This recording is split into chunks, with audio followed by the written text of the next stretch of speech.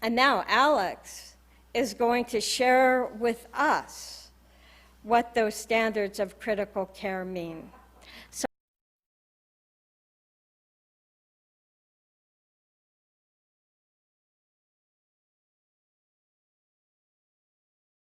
So crisis standards of care go into place following a disaster. Like when a hurricane hit the Houston area, they went to crisis standards of care. If, God forbid, Lucky Peak Dam broke, we'd have to go to crisis standards of care. There'd be more injuries than we had the capacity to take care of. And it goes into effect when doctors and leaders of hospitals ask the governor to declare crisis standards of care are now in play, because the hospitals don't have enough staff or stuff like ventilators or the space to take care of all the needs that are coming to their doors. So as Marianne said, we have to do triage, which means when a patient is presented to the emergency room and they are seriously ill, they have to figure out whether that person's treatment can be delayed without serious harm to them. They decide whether this person has an illness or injury that is severe enough to require immediate treatment and has a likelihood of a good outcome, and they go to the front of the line. But if somebody has an illness or injury where a good outcome is less likely than the others, they are shifted to comfort care. They're in the hospital. They receive medications, but there isn't the all-hands-on-deck approach that there might be during regular times, because doctors are often willing to pursue aggressive treatment with someone who's not likely to have a good outcome because they and the family ask them to do that. They're hoping the doctors will be surprised, and the doctors know sometimes they will be. Under crisis standards of care, that scenario is set aside. And it doesn't matter if the patient who's being presenting themselves has COVID, a heart attack, a stroke, a traumatic injury. The reason they're there is not important. It's just that they need attention, and they have to decide at the medical level whether they're going to be treated with aggressive treatment or treated with comfort care or told to wait or to go home, come back another time. And the way that they make those decisions about individuals is that there is a triage committee that puts together all the details. And those have been in place since last May of the year 2000, just in case we got to this time. And the triage committee appoints people on a call schedule on a 24-hour basis to do triage for the individuals for whom a decision has to be made. And these are pulmonologists, intensivists, and others who are experts at reviewing our major organ functions. And they use a score called a SOFA score, S-O-F-A, and the two middle letters, organ failure, is what they're looking at. The S and the A, I can't remember. But they're looking at a person's kidney, liver, lungs, and heart, and brain. And if they have hit certain parameters, then they can put a number on their likelihood of survival. So that's what crisis standards of care is. What it means is, if the ICU is full, there are people on ventilators, and this could be pediatric ICU, adult ICU, doesn't make a difference. And somebody shows up in the emergency room, and this person has a lower score than all the people on ventilators, then one of those people who's the sickest will be taken off the ventilator, given comfort care, and the new person will take their place with that scarce resource. because the goal is save the most lives possible. So it's not first come, first serve. It's not like I've got a ventilator, tough darts for you. We've got to save the most lives possible, so those scarce resources might be reshifted based upon what that hospital population is presenting. It also means that an 80-year-old who shows up in the ER with a lung disease who needs a ventilator, and it's only their lungs, and a pediatric patient who's 8 years old who has heart, lung, and kidney complications and is not doing well, that child may be taken off the ventilator and the 80-year-old will get it. It may mean that an adult with Down syndrome needs the ventilator and their scores are better than a mother of 3 children. So you're all thinking, wait a minute, is that ethical? And the answer is yes. We're not going to judge which lives are more valuable to society. We're going to save the most lives possible without bias. Now, if for some reason 2 people are tied, then you might consider other factors regarding whether that person is essential to the fabric of society. Firefighter goes ahead of a plumber. Nurse goes ahead of a minister. So these are sobering things. And I lost a nurse I adored in August due to suicide. And she was overwhelmed. Had 2 teenage boys. We were all shocked. So we didn't know what demons were going on in her life, but she did say to a friend, COVID's catching up with me.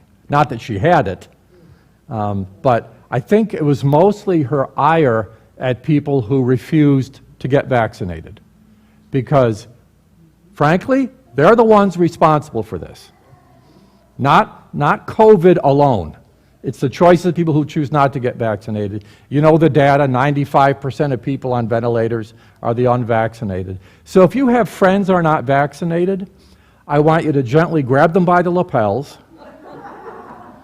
jack them up against the wall, and say, I know that you're skeptical. There's a time to be skeptical of your skepticism. Now's the time.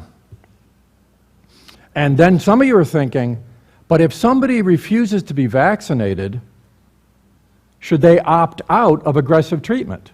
Or should we say to them, you have to opt out. If you opted out of the vaccination, you can't get the resources that are going to displace someone who thought of others. That's not on the table. Because in health care, we take care of smokers who get lung cancer.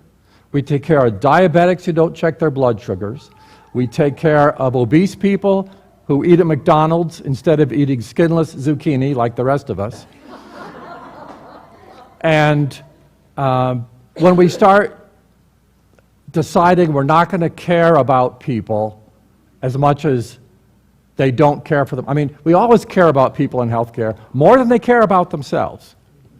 And we're not going to change that ethos. Now, it might not feel right, it might not feel fair, but it's a national standard to say, save the most lives possible. Everything else we're not going to factor in because it's so subjective, we would drive ourselves crazy. And people would disagree. So the standard is save the most lives possible. So what it means is, yesterday when I was at my mountain property, I didn't chainsaw. Right? Because if I get injured, I don't want to end up in the ER and have my treatment delayed. So that's where we are. I would entertain questions or arguments. Yes?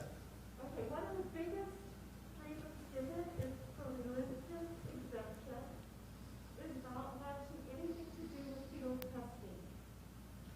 So the fetal cell lines that are currently used in the development of almost every drug we use, so if they're asking for this religious exemption for a vaccine,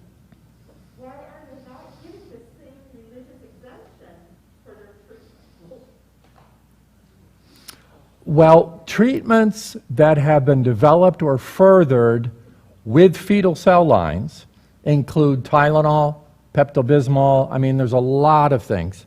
So people who are giving religious exemption based upon some of the vaccines having a distant link to fetal cell lines are not necessarily being rational or consistent.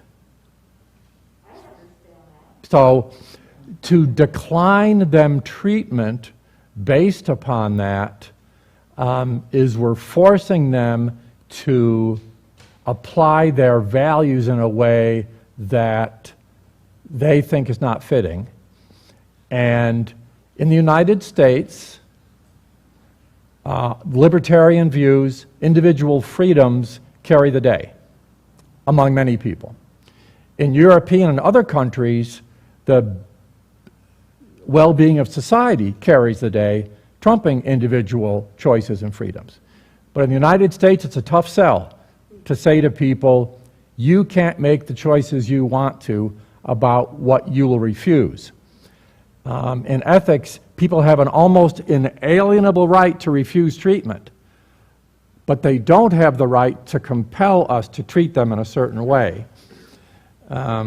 You can't say to the doctor, I need heart surgery, I want you to take care of me tomorrow. If you're not a cardiologist, your cardiologist is going to call the shots. But to tell people you can't get treatment now would be a really tough sell. And are you going to not treat the children of the parents who asked for religious exemption when it wasn't the child's choice?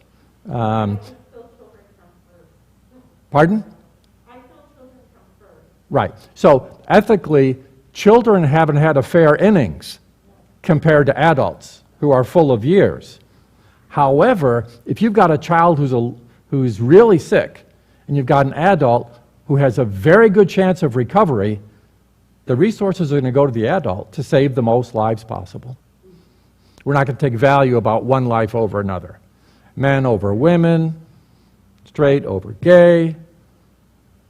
Like we did when dialysis first came out. Exactly. That was the opposite.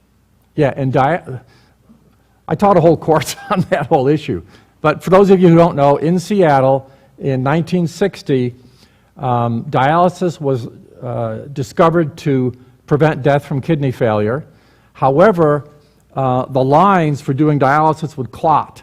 So you could get one axis, 2, 3, 4, and then both femoral arteries. So after 6 dialysis treatments, if your kidneys didn't recover, you're done. But then they discovered Teflon. And they could put in a shunt, and you could get continuous dialysis treatments for years without that shunt clogging. But they only had so many dialysis machines, and this many people needed it, so they appointed a committee to say who's going to get it and who isn't. And they chose to do it based upon scoring the value of that person's life. So a mother of 3 kids went over a single plumber. And they were doing the best they could. It was the first time that had ever been done. And ethicists in later years said, that's not a good way to do it. And some hospitals decided to go with a lottery system. You got kidney disease by chance, it's by chance you get dialysis. Well, is that ethically best? Or how about first come, first serve? If you're on dialysis, somebody else can't displace you. But then, who got dialysis first? Maybe your doctor had an inside track and the other person is homeless and didn't have those resources. So finally, Medicare said, we'll pay for everybody to get dialysis. So now you can get dialysis, it's covered by the government. There's no choices have to be made on its scarcity. Long story, but thanks for, yes, there's a parallel, except that they didn't just go saved by the most lives. They initially said, who has more social worth? Which is so fraught with bias and subjectivity that we're not going there these days. Questions, comments, complaints? Dave?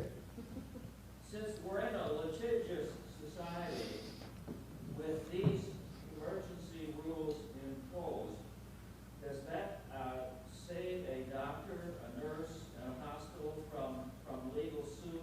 If I don't 100%. However, if the so they also decouple the triage decision makers from the bedside doctor.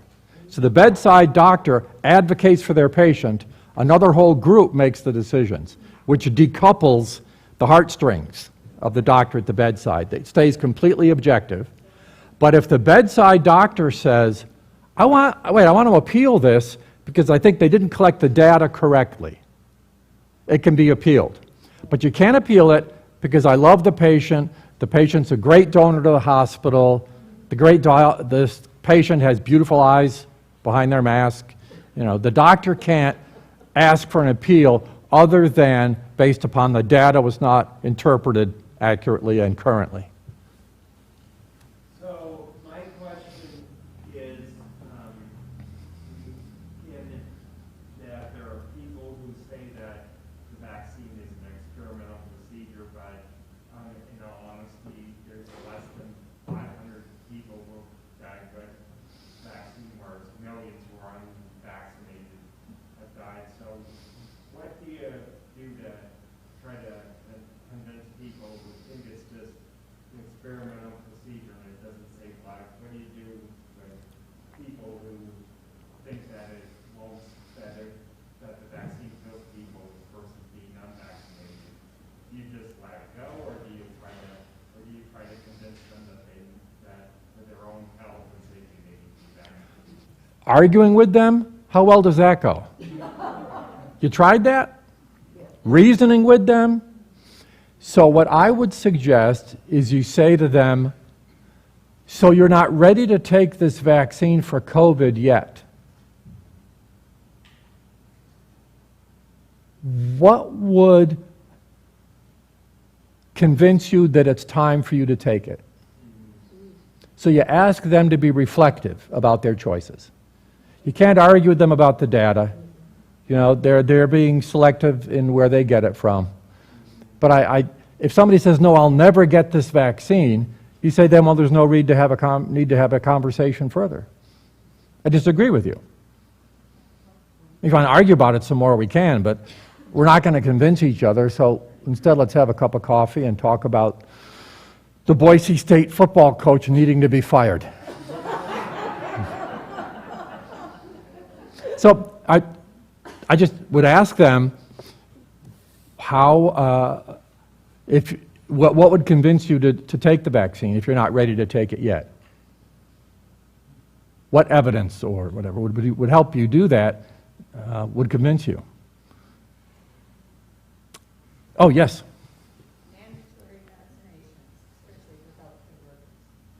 Mandatory vaccinations for healthcare workers has been expected by St. Luke's and St. Al's.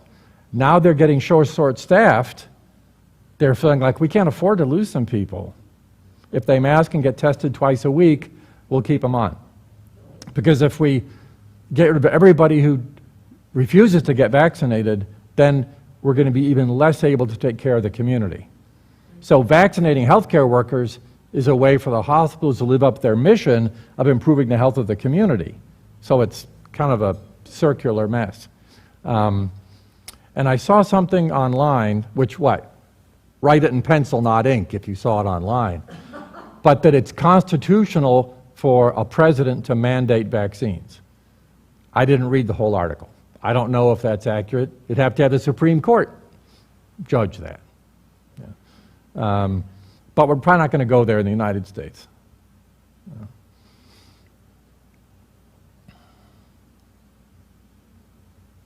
Very helpful. Thank you. Okay. Thank you.